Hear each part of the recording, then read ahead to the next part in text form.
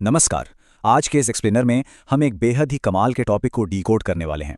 आज हम एक ऐसी मैथमेटिकल स्ट्रैटेजी का एनालिसिस करेंगे जिसे लॉन्ग टर्म लोन की भारी भरकम लागत की पूरी तरह से भरपाई करने के लिए डिजाइन किया गया है। आज के हमारे इस एनालिसिस का बेस है एक बहुत ही शानदार रिपोर्ट जिसे कानपुर की फाइनेंशियल कुंडली कंपनी के certified financial planner Shri Hariom Tripathi ji ने तैयार किया है।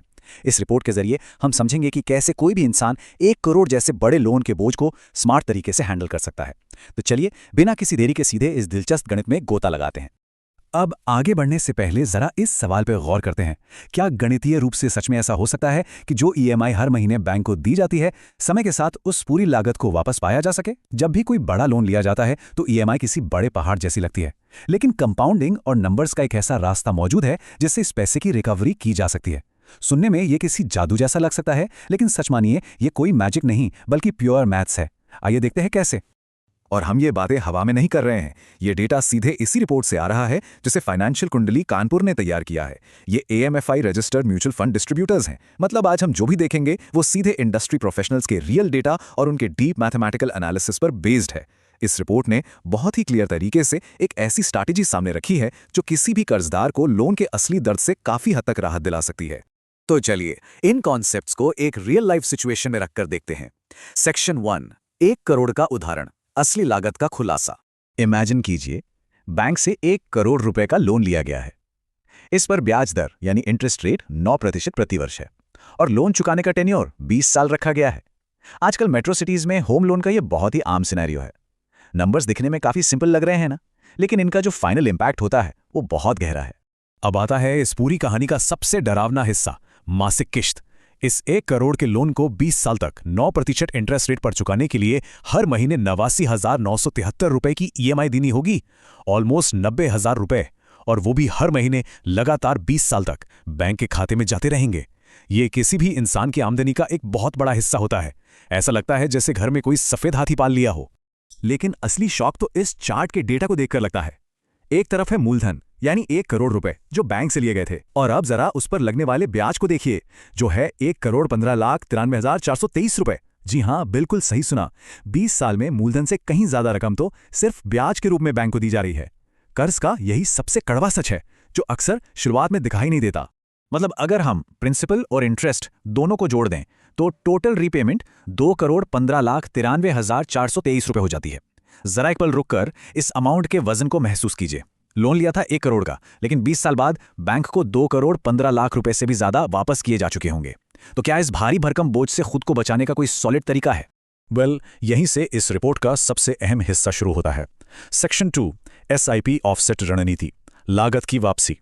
यही इस पूरे एनालिसिस का मास्टर स्ट्रोक है, जो बताता है कि कैसे एक सिस्टमैटिक इन्वेस्टमेंट प्लान का इस्तेमाल करके इस भारी भरकम ईएमआई को न्यूट्रलाइज यानी ऑफसेट किया जा सकता है।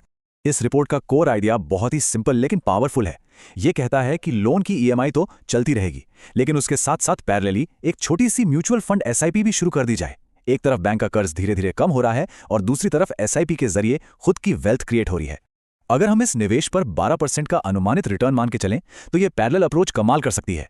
और रिपोर्ट के कैलकुलेशंस बताते हैं कि उस 1 करोड़ के लोन को पूरी तरह ऑफसेट करने के लिए हर महीने सिर्फ 23,475 रुपए की एसआईपी करने की जरूरत है। ध्यान दीजिए, ईएमआई थी लगभग 90,000, लेकिन इन्वेस्ट करना है सिर्फ 23,500 के आसपास। 12% की ग्रोथ के हिसाब से 20 साल तक लगातार किया गया ये छोटा सा निवेश बढ़कर इतना बड़ा कॉर्पस बन जाएगा जो बैंक को दिए गए उन पूरे 2,15,00,000 रुपए के बराबर हो जाएगा।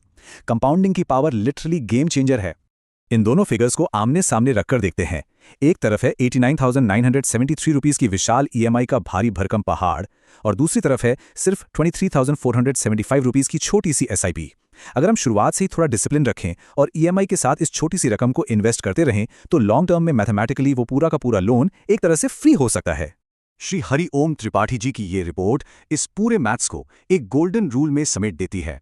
अगर ईएमआई अमाउंट का ठीक 26.09% हिस्सा एसआईपी में लगाया जाए तो चुकाई गई पूरी ईएमआई की रिकवरी हो जाएगी। ये 26.09% का नियम हर उस इंसान के लिए एक मास्टर की है जो लॉन्ग टर्म लोन ले रहा है। ईएमआई के 1/4 हिस्से को इन्वेस्ट करके जीवन की इतनी बड़ी देनदारी को पूरी तरह से न्यूट्रलाइज किया जा सकता है।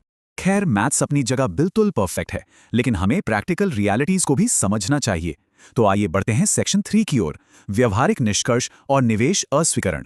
सबसे पहली और जरूरी बात जो हमें ध्यान रखनी है, ये जो 12% का रिटर्न है ना, ये सिर्फ हिस्टोरिकल डेटा पर बेस्ड एक अनुमान है, ये कोई गारंटीड रिटर्न नहीं है। और दूसरी बात, म्यूचुअल फंड निवेश हमेशा बाजार के जोखिमों यानी मार्केट रिस्क के अधीन होते हैं। मार्केट ऊपर नीचे हो सकता है और रिटर्न्स 12% से कम या ज्यादा भी हो सकते हैं। इस स्ट्रैटेजी को अपनाते वक्त इस बात को दिमाग में रखना बहुत जरूरी है।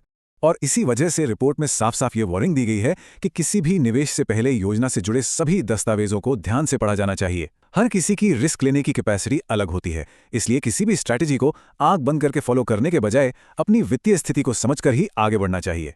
तो अंत में एक बहुत ही अहम सवाल हमारे सामने आता है, क्या कर्ज और निवेश को इस तरह एक दूसरे को काटने वाली समानांतर शक्तियों के रूप में देखने से लॉन्ग टर्म लोन को लेकर हमारी पूरी सोच बदलनी जाती? सोचिए, क्या भविष्य में ऐसा हो सकता है कि जब भी कोई लोन ले तो वो सिर्फ ईएमआई के बारे में नहीं बल्कि इस 26.09% एसआईपी रूल के बारे में भी सोचे? इस मैथमेटिकल स्ट्रैटेजी ने यकीनन फाइनेंस को देखने का एक बहुत ही शानदार और नया पर्सपेक्टिव दिया है। आज के इस एक्सप्लेनर में हमारे साथ जुड़ने के लिए बहुत बहुत शुक्रिया। म्यूचुअल फंड निवेश बाजार जोखिमों के अधीन है। योजना से जुड़े सभी दस्तावेजों को ध्यान से पढ़ें।